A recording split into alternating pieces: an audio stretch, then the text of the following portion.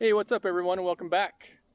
It's been a little bit since the last video. I've been working hard here in the backyard trying to make as much progress as I can on the project, which is why there's been a little bit of a lack of an update here recently. But I'm going to do a recap today of all the progress I've been making over the last few weeks and kind of where I'm at and how I went about it. So let's get to it.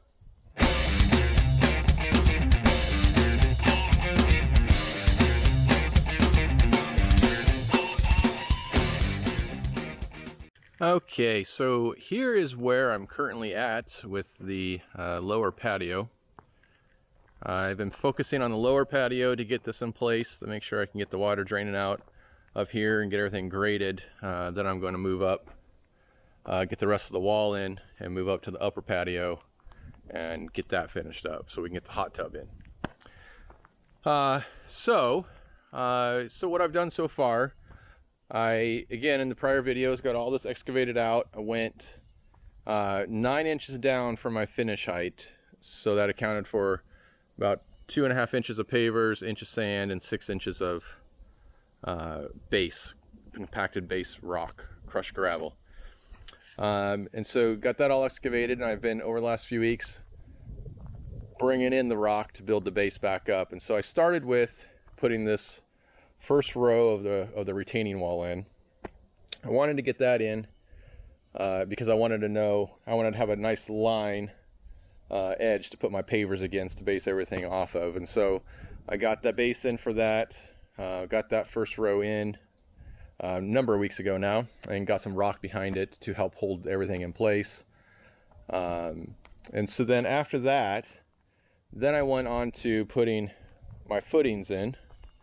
There's 4 of them for the steel pergola that we're going to put in. And so since it's steel, it needs to bolt onto something. You can't embed that in the ground, obviously. So I put 4-foot piers in place, so it goes 4 feet down, and then squared it off here at the top, so the paver's a little bit easier to go and put in. But those 4 piers are there, so those are all done. Then after that, I brought in about 3 inches of base or so, compacted all that. So I got this compactor over here that I've been using. Definitely not a heavy duty one, but it's from Menards. So with this compactor, it beats doing it by hand for sure. But with this, you need to still go in quite small increments. And so I was going maybe 2-inch increments or so with that compactor, but it has worked well. Used it numerous times and it has not let me down yet. Starts first pull every time, so if you want to kind of a lower end or more residential, maybe entry grade contractor, this will work just fine for small projects.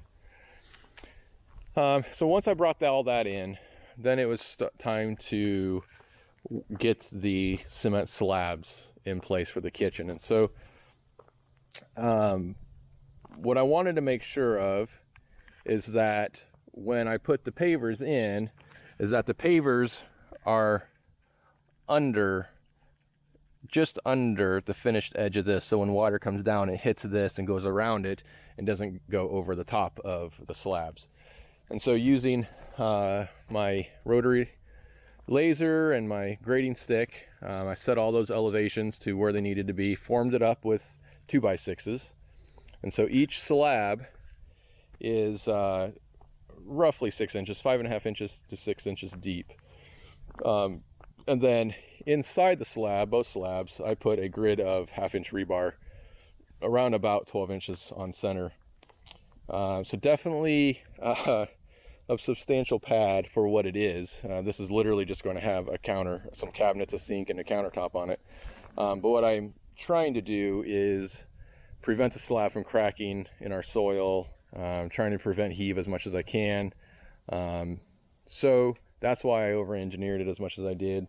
But so we'll see how it does over time. I'm hoping a little extra cost and some rebar and extra labor and thickness pays off. And so I did mix all of this by hand.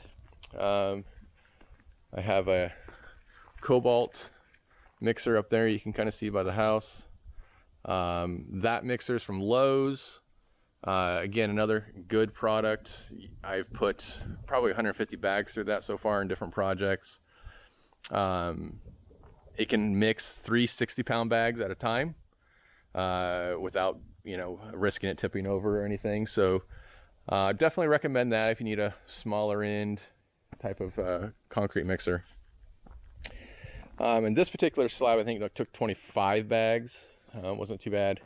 And then this bigger slab here, which is going to house a wood-fired Argentine grill here. This is where the pizza oven is going to go.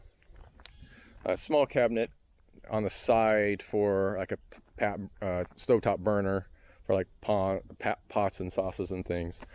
And then this small one here is just going to be a like 4-inch block wall, so it's going to act almost like a backsplash, raised up from the counter about a foot or so.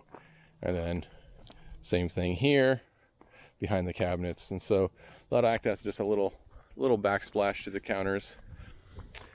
Got some low voltage electrical kind of plumbed in, so I got all my conduit underground before all of this coming in. This is my access for my hot and cold water plumbing for the sink. This is my drain for the sink. And then this is an outbound cold PEX tube for a hydrant I want to put on the back side of my deck over there. So this slab here was not very fun. It was just about a yard, maybe a little over a yard. It was 74 bags, 60-pound bags, I want to say, of concrete mixed, again, by hand in that mixer, 3 at a time. And so it was rather warm that week, which wasn't ideal either. And so this slab largely will not be seen. It's going to be covered in different stones and everything. That's why I didn't worry about finishing the edge or anything. Didn't really worry about how it looked on the surface either. Definitely not a great job from a finishing standpoint. I could barely keep up with the mixing and pouring and coming back and finishing this in time before it set up too much. I did go with a really dry mix, which didn't help.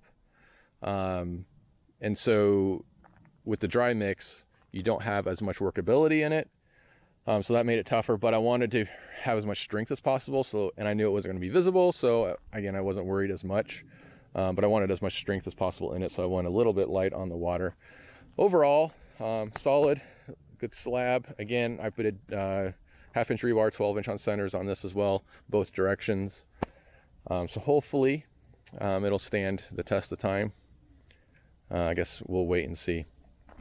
All right, so once I got all this slabs done, then went back and then started to bring in the additional rock, and I kind of brought it into where I was getting it close, compacted it again, a couple inch layers, compacted again, layer after layer. And once I got it close, I used some EMT conduit here, 1-inch conduit. It's really rigid and straight. And then I used my rotary laser with my grading stick, and I knew my base elevation here where I wanted to end up, and my grade is 1 inch of rise every 8 feet. So I just marked 8 foot out and then 16 foot out all the way across the patio. And I knew on that line all the way across I should be 2 inches above that spot, and down here I should be 1 inch above that spot. So I just laid my conduit this way and this way, brought in the rock, and using the 2x4s here, you just dump the rock and pull it and screed it basically. I wanted this base to be as smooth and as flat as possible. And as you can see, just looking at the grade here on this slab, you can see that grade falls nice and gradual all the way to the end. And so it did produce a really nice result. It's smooth. There's very little dips and valleys, which you'll always get some, but you want to minimize that because you don't want to get pockets of a lot of sand, because you might have a little bit of settling there. So I'm really happy with how the base turned out all the way around here. So got that finished this morning, So now, the next step, now that everything's done, is to go grab a load of sand and start dumping it and screed it and start laying the pavers.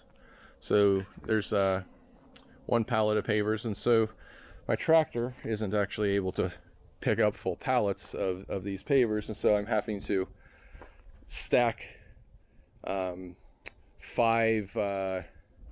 courses of patterns on a pallet, and that's basically the max of the tractor. And so here is all the pavers I'll need for 5 iterations of the pattern I'm going for. And these pavers are from Willow Creek. This is the Lakeshore Blend color, so it's browns to grays. Yeah, browns, tans, and grays, I would say. Definitely like the color. A lot of variation in it. It'll look good, I think, once it's all down. And then over here, this is the edging I'm going to go for. This is again Willow Creek cobble. This is still the Lakeshore Blend, and then the charcoal over here. And so we're going to go. These are all both 3/4 stones of Willow Creek's cobblestone. So the out soldier course or sailor course, whatever you want to call it, is going to be the 3/4 stone with the 6-inch going left to right, and then it's going to be the charcoal, solid charcoal cobble, still 3/4 stone, but with the 6-inch going this way. So this is going to give me about 11.5-inch border all the way around, and then the pattern in the middle. So that's the plan,